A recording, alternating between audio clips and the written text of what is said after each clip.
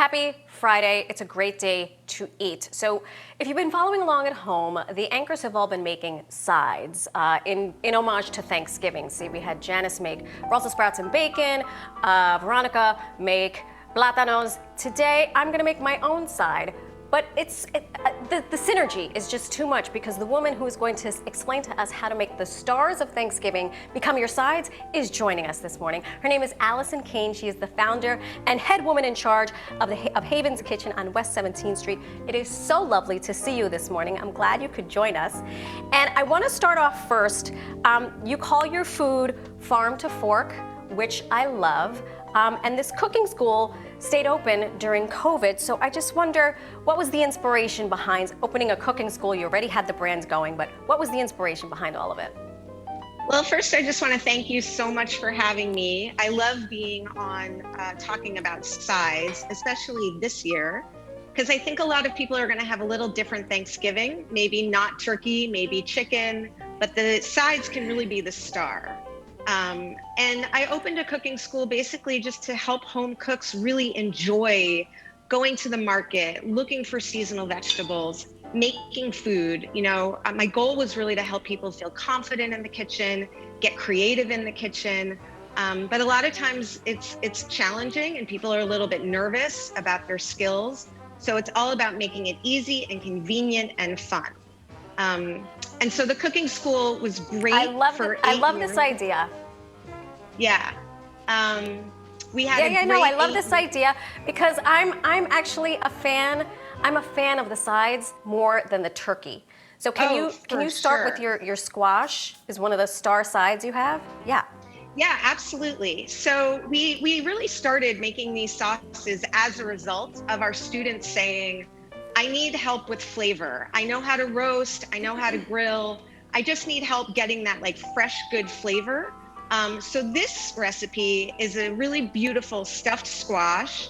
A lot of the cooking time is just time where you can be feeding your dog or going for a run or taking a shower. It's not active work. And roasting vegetables really brings out all of the flavor.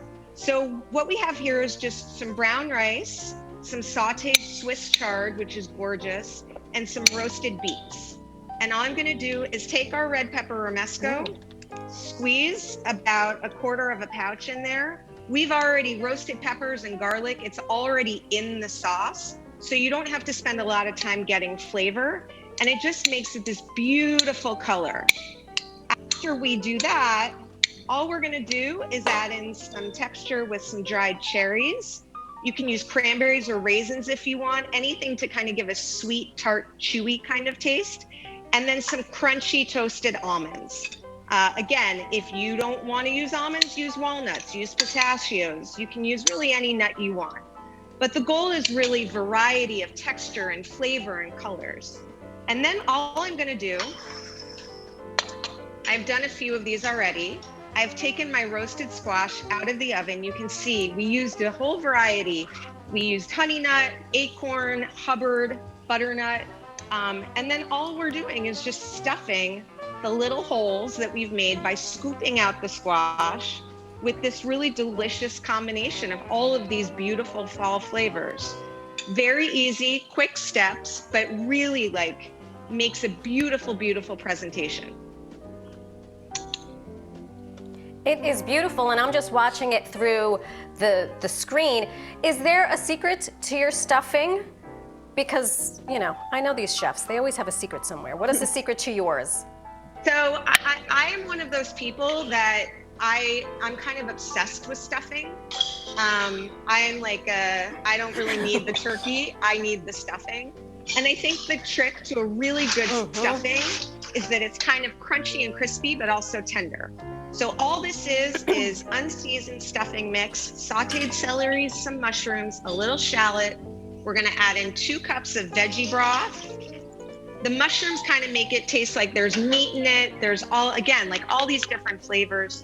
And then our chimichurri, which just has oregano and parsley and olive oil. So you don't really need to do tons of chopping and shopping. And it just kind of makes it easy to give it some really nice flavor. We're just gonna toss this. Fantastic. And then we're gonna, yep. And then once you put it in a baking pan and you just bake it for 10 minutes, it comes out like that. It's amazing. Looking Packed with gorgeous flavor, packed like with you. texture.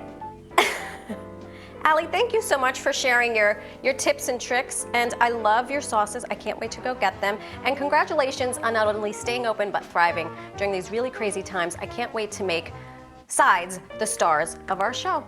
Amazing. Thank you so much for having me.